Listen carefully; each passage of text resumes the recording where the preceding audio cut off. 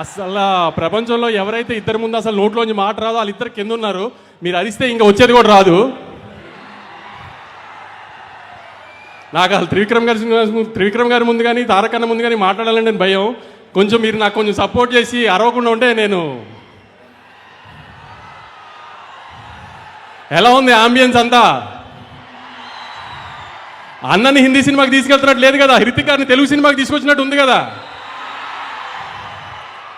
రేపు సినిమా కూడా అలానే ఉంటుంది.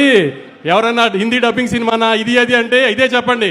పొద్దున ప్రోమో చూశారు కదా, ఏదైనా లిప్సింగ్తో సహా అంతా ఒక ప్రాపర్ తెలుగు సినిమా. ఇది థియేటర్లోంచి బయటికి వెళ్ళిపోయేటప్పుడు అయన్ ముఖర్జీ గారు తెలుగు ఆడియన్స్ కంటే ఆమె తెలుగు డైరెక్టర్ ఇప్పుడు దాకా చూపించిన దానికంటే బాగా చూపించారు తారకన్నని అని అందరు ప్రౌడ్గా ఫీల్ అవుతారు రేపు బయటికి వెళ్ళేటప్పుడు. అందుకే ఈ మిగతా అన్నిటి గురించి ఆలోచించకండి. Proper Telugu cinema. మనం హృతిక్ గారిని తెలుగు ఇండస్ట్రీలోకి వెల్కమ్ చేస్తున్నాము. అది ఎంత గ్రాండ్గా వెల్కమ్ చేస్తున్నాం అనేది 14th మీరు చూపించాలి ఖచ్చితంగా. సెప్టెంబర్ 27వ తారీఖున లాస్ట్ ఇయర్ దేవరాకి ఎంత ప్రేమ చూపించామో దానికి 10 చూపించాలి. అన్న పవర్ ఇండియా అంతా తెలియాలంటే మీరు సెప్టెంబర్ 27 కంటే 10 చూపించాలి. గుర్తుపెట్టుకోండి.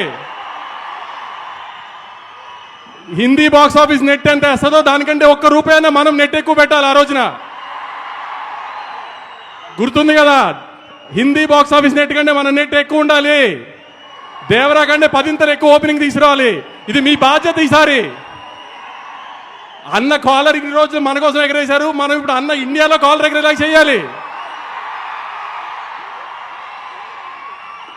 మీరు చెప్పినట్టు సినిమాని తీసుకొచ్చాం, గ్రాండ్గా ల్యాండ్ చేస్తున్నాం.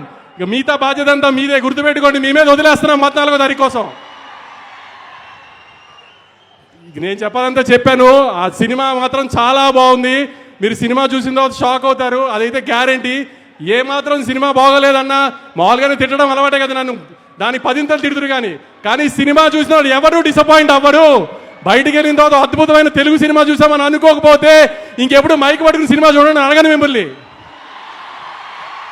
Thank you.